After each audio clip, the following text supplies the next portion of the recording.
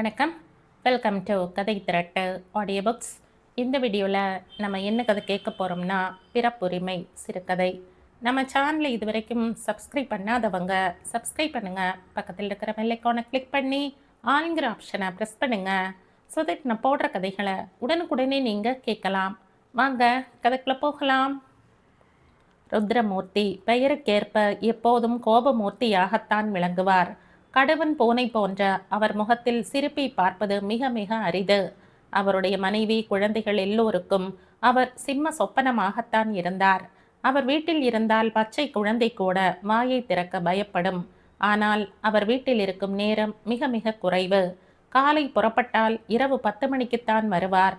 அவர் திரும்பும்போது மனைவியை தவிர எவரும் விழித்து கொண்டிருக்க மாட்டார்கள். இதனால் தந்தையின் தொடர்பே குழந்தைகளுக்கு அதிகம் கிடையாது. எது வேண்டுமானாலும் தாயார் திரிபுர சுந்தரி வாராவாகத்தான் நடைபெற வேண்டும். கணவன் இம்மாதிரி குடும்பத்தில் சிறிதும் பற்றில்லாமல் அலைந்து கொண்டிருப்பதை நினைத்து அவள் வருந்தாத நாள் கிடையாது. அவள் தனது வருத்தத்தையோ வேதனையையோ அவரிடம் கூற முடியாது. அப்படி ஒரு ஒப்பந்தம் அவர்களுக்குள் திருமணத்திற்கு முன் ஆகியிருந்தது. ருத்ரமூர்த்தி நல்ல வசதியான குடும்பத்தில் 4 அண்ணன்மார்கள் 5 அக்கா தங்கைகளுக்கு நடுவே பிறந்தவர். கடைசி தம்பி ஆதலால் பெற்றோர்களிடமும் சகோதரர்களிடமும் தனி சலுகை பெற்றவர். இதனால் கண்டிப்பும் கராரும் அற்று தன் வழியிலேயே செல்லும் மனோபாவம் குழந்தை முதலே ஏற்பட்டுவிட்டது. பிடிவாதமும் சிடுமூஞ்சித்தனமும் அவரது இயல்பான குணங்களாகிவிட்டன. சிறு வயது முதல் குடும்பத்தவரிடம் ஈடுபடாமல் எப்போதும் வெளியிலேயே சுற்றித் திரிய வேண்டும் என்ற ஆர்வம் கொண்டவர். பள்ளிக்கூடம் போவது, வீட்டுக்கு வருவது இதெல்லாம் தனது சுதந்திர போக்கிற்கு ஒரு தடை என்று கருதி குமுறுவார். இருந்தாலும் வீட்டில் அத்தனை பேரையும் மீறிக்கொண்டு அந்த தலைகளை தரித்து கொண்டு போக முடியவில்லை. படித்தார், பட்டம் வாங்கினார். அதே கையுடன் தில்லியில் ஒரு வேலையும் கிடைத்துவிட்டது. சுதந்திர பறவையாக பறந்தோடி விட்டார். பெற்றோரும் பையனுக்கு கல்யாணம் செய்து வைக்க துடித்தார்கள். இந்த விஷயத்தில் அவர்கள் ஜம்பம் சாயவில்லை. 5 வருஷங்கள் ஊர் பக்கமே திரும்பி பார்க்கவில்லை. அவருக்கு கிடைத்த வேலையும் ஊராக சுற்றும் வேலை. மனதுக்கு பிடித்த இந்த வேலையை மிக்க உற்சாகத்துடன் செய்தார். அலுவலகத்தில் நல்ல பெயரும் சம்பள உயர்வும் கிடைத்தன. இந்த சமயத்தில் தான் திரிபுர சுந்தரியை சந்தித்தார். ஜனவரி மாத குளிர் எதை தொட்டாலும் பனிக்கட்டியை தொடுவது போல இருந்தது. இரவு 8 மணிக்கே ஊர் அடங்கிவிட்டது. ருத்ரமூர்த்தி இரவு வண்டியில் கல்கத்தா போவதற்காக பழைய தில்லி ஸ்டேஷனுக்கு போய் கொண்டிருந்தார். அவர் டாக்ஸி தில்லி வாயில் திரும்புவதற்கு முன் திடீரென்று ஒரு பெண் குறுக்கே வந்து நின்றாள். கார் ஓட்டி ஏதோ திட்டிவிட்டு காரை நிறுத்தினான். ருத்ரமூர்த்தி இறங்கி சென்று அவளை பார்த்தார். வெடவெடவென்று நடுங்கிக் கொண்டிருந்த தமிழ் பெண் ஒருத்தியை அங்கு கண்டார். என்னம்மா இது, சாக தெரிந்தாயே, பார்த்து வரக்கூடாது என்றார். செத்தாலும் பரவாயில்லை என்றுதான் குறுக்கே வந்தேன். இந்த ஊரை விட்டு இந்த நிமிஷமே ஓடிவிட வேண்டும் என்ற வெறியில் தான் நின்றேன். உனக்கு எங்கே போக வேண்டும்? எங்கு வேண்டுமானாலும் போக தயார். ஆனால் இங்கே இந்த நாசகார தில்லியில் என்னால் ஒரு கணம் கூட நிற்க முடியாது. இம்மாதிரி தீவிரவாதிகளை ருத்ரமூர்த்திக்கு பிடிக்கும் ஆதலால் அவளை எதுவும் கேட்காமல் ஏறிக்கொள், நான் ரயில்வே ஸ்டேஷனுக்குத்தான் போகிறேன் என்றார். அந்த பெண்ணும் தயங்காமல் ஏறிக்கொண்டு விட்டாள். நீங்கள் எங்கே போகிறீர்கள் சார்? நான் கல்கத்தா போகிறேன். நானும் வரட்டுமா? அதற்கு என் அனுமதி தேவையில்லையே. உனக்கு அங்கு யாராவது இருக்கிறார்களா? இருந்தால் தான் போக வேண்டுமா? என்னை யார் என்று கூட கேட்காமல் காரில் ஏற்றிக்கொண்ட உங்களை போன்றவர்கள் வாழும் இந்த பாரத நாட்டில் என்னை ஆதரிப்பதற்கு தானா மனிதர்கள் கிடைக்க மாட்டார்கள்? ருத்ரமூர்த்தி விட்டு காருக்குள் வீசி மறையும் திருவிளக்கில் அந்த பெண்ணை ஒரு முறை பார்த்தார். அவரை அறியாமல் ஒரு பரிவு அவளிடம் தோன்றியது. தன்னிச்சைப்படியான வாழ்வில் ஏதோ ஒன்று தன்னை பிடித்து இழுப்பது போல் உணர்ந்தார். அவள் வயது 25க்குள் தான் இருக்கும். முகத்தில் நல்ல களை, உடம்பும் நல்ல வாளிப்பாக இருந்தது. பார்வையில் ஒரு மிடுக்கும் தீட்சண்யமும் இருந்தன. ஆண்மைக்குரிய கம்பீரத்திற்கிடையே பெண்மையின் அடக்கமும் காணப்பட்டது. ருத்ரமூர்த்தியின் மௌனத்தை அவள் கலைத்தாள். நான் உங்களுடன் வரலாமா? எனக்கு ஆட்சேபனை இல்லை. உயிரையே விட துணிந்தவளுக்கு கல்கத்தா செல்ல துணை தேவையா என்பதுதான் என் கேள்வி. உயிரை விடாததால் இந்த உடலுக்கு ஒரு பாதுகாப்பு அவசியம் என்று தோன்றுகிறது. கல்கத்தா போய் விதி விட்ட வழி. நான் பிறர் விஷயங்களை அறிவதில் அக்கறை காட்டுவதில்லை. உன்னை பார்த்தால் உதவி செய்ய வேண்டும் போல் தோன்றுகிறது. உன் நிலைமையை என்னிடம் சொல். இஷ்டம் இருந்தால் என்னால் முடிந்த உதவியை செய்கிறேன். இதற்குள் ஸ்டேஷன் வரவே இருவரும் இறங்கினார்கள். அவள் குளிரில் நடுங்கிக் கொண்டிருந்தாள். ருத்ரமூர்த்தி தன் கை பையில் வைத்திருந்த ஷாலை எடுத்து அவளிடம் கொடுத்து போர்த்திக்கொள் என்றார். தன் கையில் வைத்திருந்த பர்ஸில் இருந்த டிக்கெட்டுக்கு பணம் கொடுத்தாள். நான் கல்கத்தாவில் வந்து இந்த பணத்தை வாங்கிக் கொள்கிறேன். என்னுடன் உதவியாளர் ஒருவர் வர வேண்டும். அவர் எதிர்பாராத காரணத்தால் வரவில்லை. அந்த டிக்கெட்டில் நீ பிரயாணம் செய்யலாம். அந்த பெண் நன்றி பெருக்குடன் ருத்ரமூர்த்தியை பார்த்தாள். ரயிலில் இருவரும் ஏறிக்கொண்டு வசதியாக அமர்ந்த பின், உன் பெயர் என்ன என்று ருத்ரமூர்த்தி கேட்டார். திரிபுர சுந்தரி. பொருத்தமாகத்தான் வைத்திருக்கிறார்கள். நாணமுற தலையை குனிந்து கொண்டாள் அவள். வண்டி புறப்பட்டு யமுனை பாலத்தை கடந்ததும், நீ படுத்துக்கொள் என்று தன்னிடம் இருந்த ஒரே கம்பளியையும் அவளிடம் கொடுத்தார். உங்களுக்கு குளிருமே, நான் தான் கோட் சூட்டெல்லாம் போட்டிருக்கிறேனே, அந்த ஷாலை கொடு போதும். தில்லியில் ரொம்ப நாளாக இருக்கிறீர்களா? நான் பஞ்சாபில் தான் பிறந்து வளர்ந்தேன். என் தகப்பனார் லாகூரில் என்ஜினியராக இருந்து பிறகு இந்தியாவுக்கு வந்து இப்போது சிம்லாவில் இருக்கிறார். ருத்ரமூர்த்தி திடுக்கிட்டு போனார். பெரிய இடத்து பெண்ணா இவள்? ஏன் இப்படி அனாதை போல ஓடுகிறாள்? அவளை பற்றி அறிந்து திரும்ப பெற்றோரிடம் சேர்ப்பிக்க முடிந்தால் செய்வது என்று மனதில் தீர்மானித்து கொண்டார். சார், உங்கள் எண்ணம் எனக்கு புரிகிறது. நான் அந்த வீட்டிற்குள் மறுபடியும் நுழைய முடியாது. ஏனம்மா, நீ என்ன தவறு செய்தாய்? இந்த காலத்தில் எத்தனையோ பெண்கள் செய்யும் தவறைத்தான் நானும் செய்துவிட்டு தவித்தேன். உனக்கு சங்கடமாய் இல்லாவிட்டால் சொல்லேன். என் தவறை சொல்லிக் கொள்வதில் எனக்கு வெட்கமில்லை. நான் சரி என்றுதான் நினைத்து அவனை, அந்த பணக்கார பஞ்சாபி வாலிபனை காதலித்தேன். என் பெற்றோர்கள் எல்லா பெற்றோர்களையும் போல இதை எதிர்த்தார்கள். அவனுடைய பெற்றோர்களுக்கு விருப்பமில்லை. இருவரும் சொல்லாமல் கொள்ளாமல் ஓடி வந்து தில்லியில் குடித்தனம் நடத்தினோம். அவனும் ஏதோ உத்தியோகம் செய்வதாக சொல்லி கொண்டு போய் வந்தான்.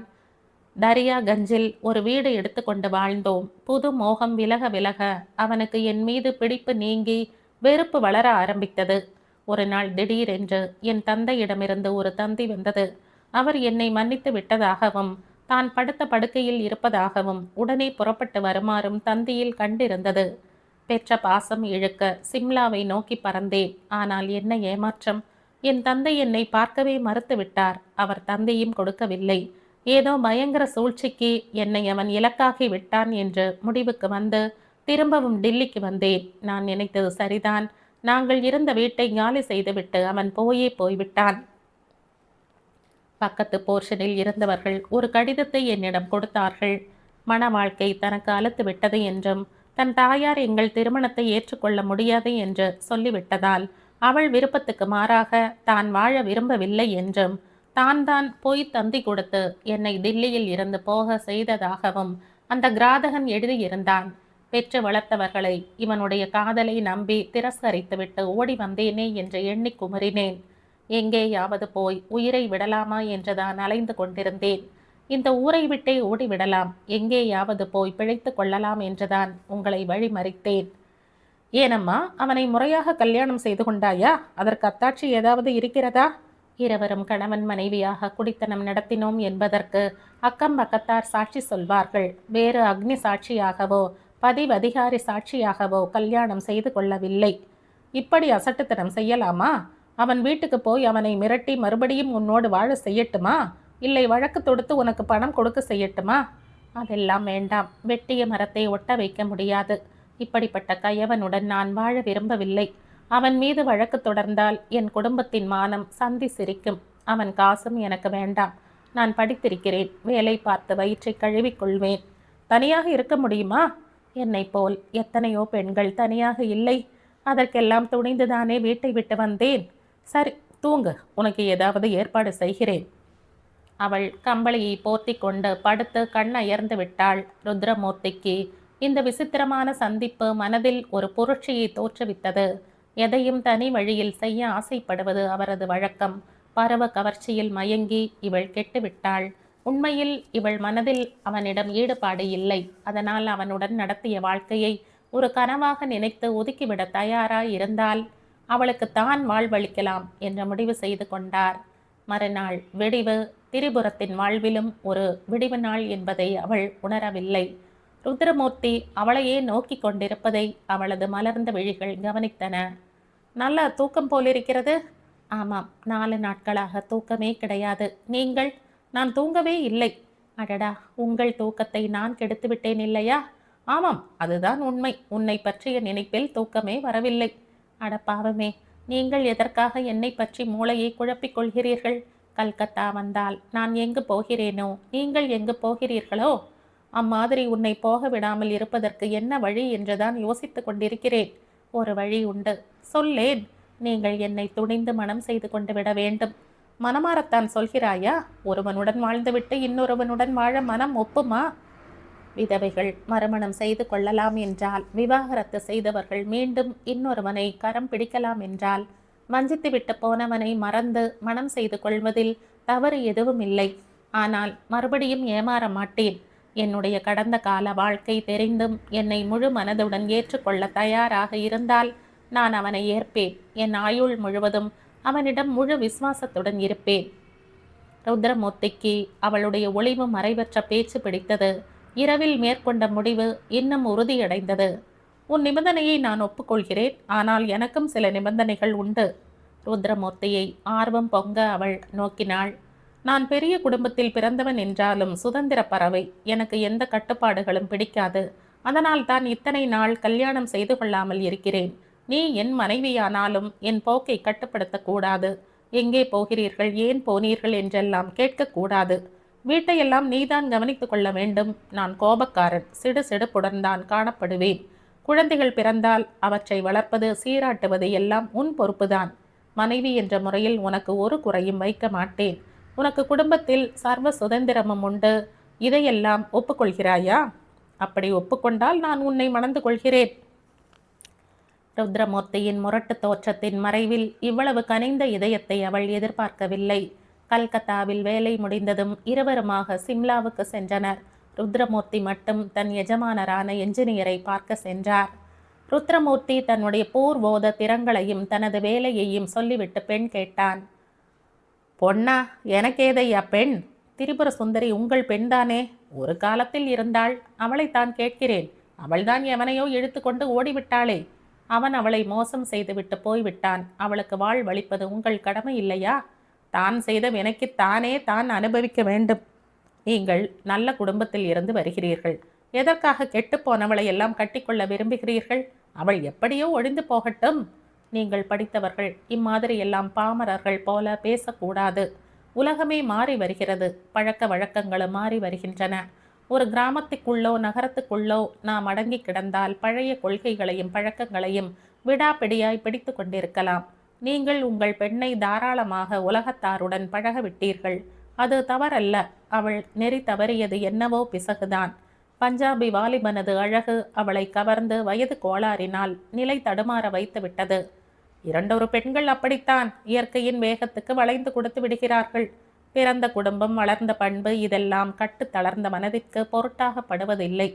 எதேச்சையாக பார்த்த நான் மனம் உவந்து அவளுக்கு வாழ்வளிக்க தயாராக இருக்கும்போது நீங்கள் பெற்ற பெண்ணை மன்னிக்காமல் இருந்தால் அது அவள் செய்த பாவத்தை விடக்கூடியது.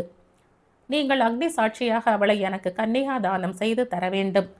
நாங்கள் ஒரு தெய்வ சன்னிதானத்திலோ பதிவதிகாரியின் முன்னிலையிலோ தம்பதியாகிறோம். உங்கள் ஆசீர்வாதம் இல்லாவிடிலும் சம்மதம் தேவை. ருத்ரமூர்த்தியின் வாத திறமை என்ஜினியரின் மனதை கரைத்து விட்டது. அவரே முன்னின்று ஒரு சிறு கோயிலில் மகளை பாணி கிரகணம் செய்து கொடுத்தார். இப்படி புரட்சிகரமாக திருமணம் செய்து கொண்டவள்தான் திரிபுரம். 3 குழந்தைகளுக்கு தாயாகி ருத்ரமூர்த்தியின் கோபதாபங்களுக்கெல்லாம் ஈடு கொடுத்து திருமணத்துக்கு முன் செய்து கொண்ட ஒப்பந்தத்தை சிறிதும் மீறாமல் வாழ்ந்தாள். இவ்வளவு ஆர்வத்துடன் மனம் செய்து கொண்டாலும் குடும்ப வாழ்வில் ஒரு பற்றுதல் இல்லாமல் அவர் வாழ்ந்ததுதான் திரிபுரத்துக்கு புரியா புதிரா இருந்தது. ஒரு பெண்ணுக்கு வாழ்வளிக்க வேண்டும் என்ற ஒரு தியாக உணர்ச்சியால் உந்தப்பட்டு தன்னை மணந்து கொண்டு விட்டு தவிக்கிறாரோ என்று கூட அவளுக்கு தோன்றும். எதிலும் தன்னை கட்டுப்படுத்தி கொள்ள விரும்பாத விடுதலை உணர்வே அவரது போக்கிற்கு காரணம் என்பதை பின்னர் புரிந்து கொண்டாள். ருத்ரமூர்த்தியின் மூத்த பையன் நரேன் 12 வயது அடைந்து விட்டான். அடுத்த 2 பெண்கள். அவர்கள் என்ன படிக்கிறார்கள், ஏது செய்கிறார்கள் என்பது கூட ருத்ரமூர்த்திக்கு சரிவர தெரியாது. தனது குழந்தைகள் கட்டுப்பாடற்று இஷ்டப்படி இருக்க வேண்டும் என்பதுதான் அவரது கொள்கை. தன்னை கண்டு அவர்கள் நடுங்க வேண்டும் என்று அவர் நினைக்கவில்லை. ஆனால் அவரது சுபாவமும் தோற்றமும் குழந்தைகளை அவரிடமிருந்து ஒதுக்கிவிட்டன. அப்பா என்றால் ஏதோ ஒரு பயங்கர மனிதர் என்று நினைத்து கப் சிப் என்று அடங்கி விடுவார்கள். திரிபுரமும் குழந்தைகள் படுத்தினால் அப்பாவிடம் சொல்கிறேன் என்று மிரட்டி அவர்களை வழுக்கிக் கொண்டு வருவாள். வயதாக வயதாக குழந்தைகள் தாயாருக்கு அடங்காமல் சதா சண்டையும் சச்சரவுமாக இருந்தன. கணவனிடம் சொல்லவும் முடியாமல் தானும் ஒன்றும் செய்ய இயலாமல் தவித்தாள். பையன் நரேன் சரியாக படிப்பதுமில்லை, வீட்டிலே தங்குவதுமில்லை. சாப்பாட்டு நேரத்திற்கு வருவான். திரிபுரம் ஏதாவது கேட்டால் நண்பன் வீட்டுக்கு படிக்கப் போனேன் என்று சால்ஜாப்பு சொல்வான். திரிபுரம் பொறுத்து பொறுத்து பார்த்தாள். அவள் பொறுமை கடன்று விட்டது. ஒரு நாள் நரேனின் சட்டைப்பையில் சிகரெட் துண்டு ஒன்று கிடந்ததை பார்த்ததும் அவளால் தாழ முடியவில்லை. நரேன் என்று கத்தினாள். என்னம்மா இது? என்னடா? சிகரெட் அம்மா. நீ குடிக்கிறாயா? சாம்பிள் பார்த்தேனம்மா. என்ன துணிச்சலடா உனக்கு என்று வேரை பிடித்தவள் போல அவனை அடித்து நொறுக்கி விட்டாள். நரேன் எல்லா அடியையும் பொறுமையாக தாங்கிக் கொண்டான். அவள் கை வலித்ததுதான் மிச்சம். ஏண்டா மறுபடியும் இந்த காரியத்தை செய்வாயா? என்னுடைய இஷ்டம். நீ காசு கொடுக்க வேண்டாம். என்ன? ஆமாம், யாராவது சும்மா கொடுத்தால் வாங்கி ஊதுவேன். உடலுக்கு கெடுதல். இந்த பழக்கம் எல்லாம் வேண்டாமடா படிக்கிற காலத்தில். அம்மா, படிப்புக்கும் சிகரெட்டுக்கும் என்ன சம்பந்தம்? இதிலெல்லாம் உன் புத்திமதி தேவையில்லை. அப்படியானால் உனக்கு இந்த வீட்டிலும் இடம் இல்லை. அப்பா சொல்லட்டும், போய்விடுகிறேன். அப்பா? உன் அப்பாவாடா உனக்கு சமைத்து சோறு போடுகிறார்? அப்பாவாடா உன்னை வளர்க்கிறார்? காலையில் போனால் இரவு தூங்குவதற்கு வருகிற உன் அப்பாவா உனக்கு அனுமதி தர வேண்டும்? அவரே வரட்டும், கேட்டு விடுகிறேன். மனதில் இத்தனை வருஷங்களாக குமரி கொண்டிருந்த ஆத்திரம் பீரிட்டு கொண்டு புறப்பட்டது. அந்த சமயத்தில் ருத்ரமூர்த்தி உள்ளே பிரவேசித்தார். என்றுமில்லாத திருநாளாக அவர் சீக்கிரமே வந்தது திரிபுரத்துக்கு வியப்பாக இருந்தது. இத்தனை நாழி வீரம் பேசிய நரேன் புலியை கண்ட ஆடு போல பதுங்கினான். இத பாருங்கள், இந்த வீட்டில் ஒன்று நீங்கள் ஒழுங்காக இருக்க வேண்டும், அல்லது உங்கள் குழந்தைகள் என் சொற்படி நடக்க வேண்டும். இத்தனை நாள் கணவனிடம் அதிர்ந்து பேசி அறியாத திரிபுரத்தின் கடுமொழி ருத்ரமூர்த்திக்கு சற்று திகைப்பை அளித்தது. என்ன நடந்தது? ஏன் இவ்வளவு ஆத்திரம் என்று அமைதியாக கேட்டார். இந்த பிள்ளையையும் பெண்களையும் பெற்றீர்களே, இவர்களை பற்றி என்றாவது ஒரு நாள் எப்படி இருக்கிறார்கள் என்று கேட்டிருக்கிறீர்களா? நீ இருக்கும்போது நான் ஏன் அதை பற்றி கவலைப்பட வேண்டும்? ஒழுங்கான பிள்ளையாக இருந்தால் கவலைப்பட வேண்டாம். தருதலை பிள்ளையை பெற்றுவிட்டு இம்மாதிரி எல்லாம் நடந்து கொண்டால் நாளைக்கு நம் மானமே போய்விடுமே. நடந்ததை சொல்லேன் திரிபுரம்.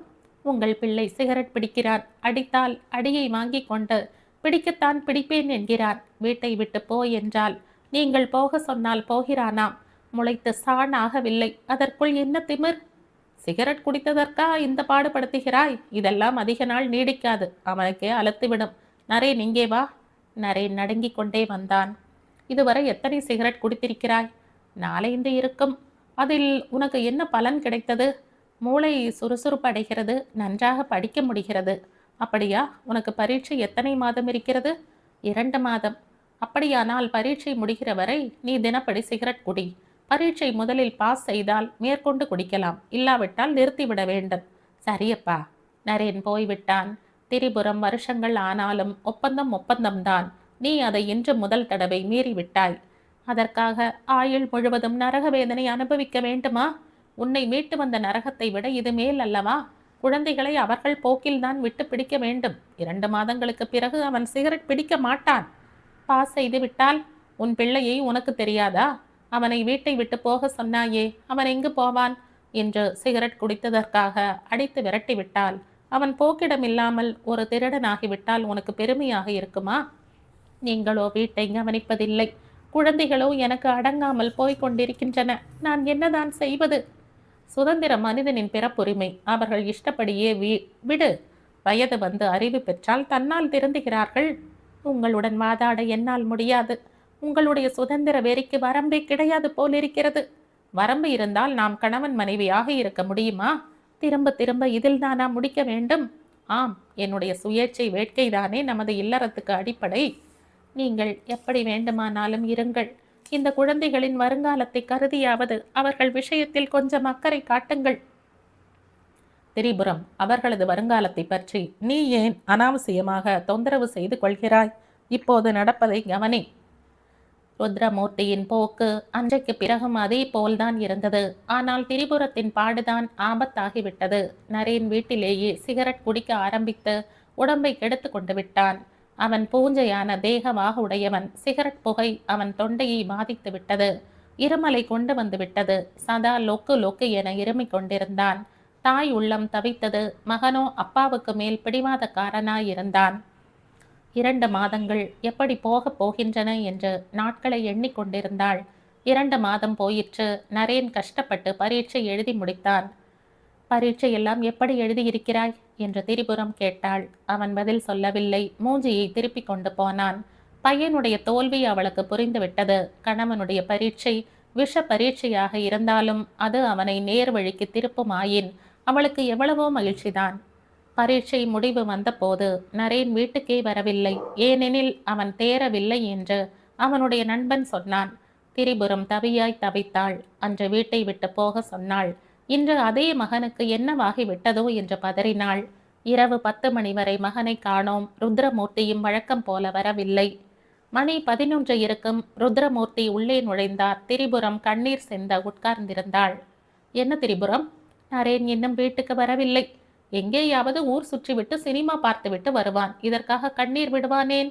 ருத்ரமூர்த்தியின் உணர்ச்சியற்ற பதற்றமே இல்லாத இந்த பதில் திரிபுரத்தின் நெஞ்சில் கனலை மூட்டியது. உங்களுக்கு இதயத்தில் ஈரமே கிடையாதா? வழக்கமாக வரும் பிள்ளையை காணவில்லை என்கிறேன். சிறிது கூட கவலைப்படாமல் அலட்சியமாய் பேசுகிறீர்களே. அன்று இதே வாய்தானே பிள்ளையை வீட்டை விட்டு போ என்றது. அதற்கு எனது அலட்சியம் எந்த விதத்திலும் குறைந்து விடவில்லை திரிபுரம். ஒரு குழந்தை தவறு செய்தால் அதட்டி மிரட்டி திருத்துவது ஒரு தாயின் கடமை இல்லையா? அத்துடன் உங்கள் போக்கை ஈடு கட்டுகிறீர்களே, நியாயமா? ஏதாவது சொன்னால் ஒப்பந்தத்தை மீறுவதாக சொல்கிறீர்கள். குழந்தைகளிடம் உங்களுக்கு உரிமை கிடையாதா? உங்கள் சுதந்திரத்துக்கு பங்கம் இல்லாமல் குடும்பத்து கடமையை ஆற்றக்கூடாதா? ஒரு தரம் ஒருவனுடன் வாழ்ந்தவளை ஏற்றுக்கொண்ட தியாகத்திற்கு சன்மானமாக தான் பெற்ற குழந்தைகளை கூட கவனிக்காமல் பொறுப்பற்ற வாழ்வு நடத்த வேண்டுமா? நீங்கள் அவர்களை கொஞ்சம் கவனித்தால் நான் அவர்களுடன் அனுதினமும் அன்றாடி உயிர்விட வேண்டிய அவசியம் இராதல்லவா? நீங்கள் பரந்த மனப்பான்மையுடன் எனக்கு வாழ்வு கொடுத்துவிட்டு இப்படி தவிக்க விடுவது நியாயமா? இந்த 13 வருஷ வாழ்க்கையில் உங்களிடம் இப்படி நான் வாதாடியதுண்டா? பெற்ற மனம் துடி துடிக்கிறது. உங்கள் பிள்ளை பரீட்சையில் தேரவில்லை. அதனால் அவமானப்பட்டு கொண்டு அவன் வீட்டுக்கு வரவில்லை. நீங்கள் விதித்த நிபந்தனைப்படி அவன் இனிமேல் சிகரெட் குடிக்க முடியாது. அதனால் அவன் பரீட்சையில் தேராதது எனக்கு மகிழ்ச்சிதான். ஆனால் பையனையே காணோமே. முடித்து விட்டாயா திரிபுரம் என்று ருத்ரமூர்த்தி அமைதியாக கேட்டார். திரிபுரம் பதில் பேசாது அவரையே பார்த்து கொண்டிருந்தாள். தனது அலுவலக உடைகளை களைந்துவிட்டு வேற்றுடை அணிந்து கொண்டார். மகனை தேட வெளியில் போவார் என்று எதிர்பார்த்த திரிபுரம் ஏமாற்றமடைந்தாள். எனக்கு சாப்பாடு வேண்டாம், படுத்து கொள்ளலாம். நரேன், அவனை பற்றி என்ன? தேட வேண்டாமா? காலையில் பார்த்து கொள்ளலாம், தூங்கு என்று சொல்லிவிட்டு படுக்க போய்விட்டார். திரிபுரம் சிலையாக நின்றாள். இப்படி ஒரு கல் மனமா? அவள் செய்வதறியாது கலங்கினாள். அந்த இரவு வேளையில் எங்கு போய் தேடுவது? அன்று பொறுமை இழந்து கண்டித்ததில் இருந்து நரேன் போக்கே மாறி போயிருந்ததை அப்போதுதான் உணர்ந்தாள். அதற்கு முன் அவ்வளவு மரியாதை குறைவாகவோ பிடிவாதமாகவோ அவன் நடந்து கொண்டதில்லை என்பது அவளது நினைவுக்கு வந்தது. அவன் ஏதோ திட்டத்துடன் அவ்வாறு நடந்து கொண்டிருக்கிறான் போலும். அன்றே அவர் தன்னுடன் சேர்ந்து கண்டித்திருந்தால் அவன் அப்படி மாறியிருக்க மாட்டான் என்று திடமாக நம்பினாள். ஒப்பந்தத்துக்கு மயந்து கொண்டு அத்தனை நாள் விட்டு கொடுத்தது இவ்வளவு பெரிய விபரீதத்தில் கொண்டு விட்டதே என்று பரிதவித்தாள். இரவு நீண்டு கொண்டே போயிற்று. திரிபுரம் கண் துஞ்சவில்லை. கண்ணீர் விடக்கூட சக்தியின்றி அயர்ந்து போய்விட்டாள். விடியும் தருவாயில் அவள் கண்கள் மூடின. சுவரில் சாய்ந்தவாறு தூங்கிவிட்டாள். பால்காரன் வந்து மணி அடித்த போது கூட அவள் எழுந்திருக்கவில்லை. ருத்ரமூர்த்தி எழுந்து வந்து பால் வாங்கினார். மனைவி படுக்கையில் படுக்காமல் மகனை நினைத்து அங்கேயே உட்கார்ந்து விட்டதை கவனித்தார். சுவர் மீது சாய்ந்திருந்தவளை தன் மடியில் சாத்தி கொண்டு திரிபுரம் என்று மெதுவாக அழைத்தார். காலை இளம் காற்று போல ஜிலு ஜிலுவென்று அவரது மெதுவான குரல் அவளுக்கு இதமாக இருந்தது. கண் திறக்க முடியாதபடி எரிச்சல். நரேன் வந்து விட்டானா என்று ஈனஸ்வரத்தில் கேட்டாள். கழுதை கெட்டால் குட்டிச்சுவர், தன்னால் வருவான், கவலைப்படாதே திரிபுரம். குழந்தை இரவு எங்கே தங்கினானோ? நேற்று பூரா சாப்பிடவில்லையே. இம்மாதிரி எல்லாம் அஞ்ஞானப்படாதே திரிபுரம். வயிறு காய்ந்தால் வீட்டின் அருமை தெரியும். எதையும் சுயேச்சையாக அறிந்து கொள்ள முடியும். அப்படிப்பட்ட வயதா அவனுக்கு? 12 வயது பாலகனுக்கு 20 வயது அனுபவத்தை ஊட்ட விரும்புகிறீர்களே. உங்கள் போக்கு ஆரம்பத்தில் இருந்தே விசித்திரமாக இருக்கிறதே. இந்த வீட்டையும் என் வாழ்க்கையையும் ஒரு சோதனை களமாக்கி சோதனைகள் நடத்தி வருகிறீர்களே. உங்கள் சோதனைகளில் நீங்கள் வெற்றி பெறுவதற்குள் நாங்கள் சாம்பலாகி விடுவோம் போலிருக்கிறதே. ருத்ரமூர்த்தி வழக்கத்துக்கு மாறாக வாய்விட்டு சிரித்தார். அவர் முகத்தில் சிடுசிடுப்பு மறைந்து குறு நகை பூத்தது. அப்போது வாசலில் நரேன் வந்து நின்றான். திரிபுரம், நான் என்ன சொன்னேன்? கழுதை திரும்பிவிட்டது பார். நரேன், எங்கேடே போனாய் என்று பாய்ந்து அவனை போய் கட்டி கொண்டாள். அம்மா, என்னை மன்னித்து விடு. இனிமேல் நான் உன் சொல்படி நடப்பேன். நான் திருந்தி விட்டேன் என்று அவளது கால்களை பிடித்து கொண்டு கதறினான் நரேன். ஒரு நாள் பட்டினியால் முகம் உடல் எல்லாம் வாடிவிட்டதேடா என்று கண்ணீர் வடித்தாள். நரேன், அழுதது போதும், உள்ளே போய் வேலையை பார் என்று அவனை அனுப்பினார் ருத்ரமூர்த்தி. திரிபுரம், நரேன் தான் மட்டும் திருந்தவில்லை, என்னையும் திருத்திவிட்டான். அவள் திடுக்குற்று அவரை நோக்கினாள். நேற்று மாலை கிளப்பில் சீட்டாடி கொண்டிருந்தேன். அப்போது புல் மைதானத்தில் 4-5 பையன்களின் கூச்சல் கேட்டது. வாயில் சிகரெட்டுடன் கையில் சீட்டுடன் நரேனும் வேறு சில பையன்களும் அட்டகாசமாக விளையாடி கொண்டிருந்தார்கள். எனக்கு வந்த கோபத்துக்கு அளவில்லை. நரேன் என்ற ஒரு குரல் கொடுத்தேன். அவன் அலட்சியமாக எழுந்து வந்தான். என்னப்பா, என் எதிரிலேயே வந்து சீட்டு விளையாடவும் சிகரெட் பிடிக்கவும் துணிந்து விட்டாயா? அதில் தப்பு என்னப்பா? படிக்கிற வயதில் இதெல்லாம் செய்தால் என்ன? நீங்கள் தான் சொல்லியிருக்கிறீர்களே, சுதந்திரம் மனிதனின் பிறப்புரிமை என்று. சிகரெட் குடிப்பது சீட்டாடுவது என் இஷ்டம், அது என் பிறப்புரிமை என்றான். அவன் வார்த்தைகள் என் கன்னத்தில் அரைவது போல் இருந்தன. என் நண்பர்கள் சிரித்தார்கள். பலே, உன் சித்தாந்தத்தை உன் பிள்ளை உனக்கே கற்பிக்கிறானே என்று அவர்கள் எள்ளி நகையாடினார்கள். அப்போதுதான் என் அகக்கண் திறந்தது. வெறும் சுதந்திரம் மட்டும் போதாது, அத்துடன் கடமையும் உண்டு. என் குழந்தைகளையும் வீட்டையும் கவனிக்காமல் போனதன் பலன்தான் என் பிள்ளையிடமே அவமானமடைய நேரிட்டது என்பதை உணர்ந்து கொண்டு என் வாழ்வை திருத்திக் கொள்வதென்ற முடிவுடன் நேற்றிரவு வந்தேன். நரேன் எப்படியும் திரும்பி வருவான் என்று எனக்கு தெரியும். அதனால் தான் உன்னை நான் சமாதானப்படுத்தவில்லை என்று கூறி முடித்தார். திரிபுரம் அவரது கால்களில் விழுந்து நமஸ்கரித்தாள். உடனே உள்ளே ஓடி நரேனை தழுவிக்கொண்டு, நரேன், எனக்கு மறுவாழ்வு கொடுத்தாயடா என்றாள். அவன் அம்மாவின் காதோடு சொன்னான். அம்மா, நான் கெட்டு போகவில்லை. அப்பாவை திருத்தி வழிக்கு கொண்டு வந்து உன் துயரத்தை துடைப்பதற்காகத்தான் அப்படி நடித்தேன்.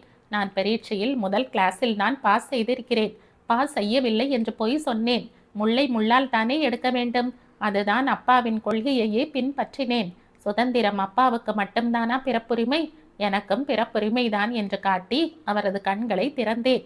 ராத்திரியே வீடு வந்தால் ஒருவேளை மாறிவிடுவாரோ என்று நினைத்துத்தான் வரவில்லை. உனக்கு ரொம்ப துக்கத்தை கொடுத்து விட்டேனம்மா. இது என்னடா துக்கம்? நீ செய்திருக்கிற காரியத்துக்கு எதிரே இந்த துக்கம் எல்லாம் போன இடம் தெரியவில்லையடா. உன் அப்பா எனக்கு 2வது வாழ்வு கொடுத்தார். நீ 3வது வாழ்வை கொடுத்து விட்டாயடா. அவள் மனம் மகிழ்ச்சியால் பொங்கி வழிந்தது.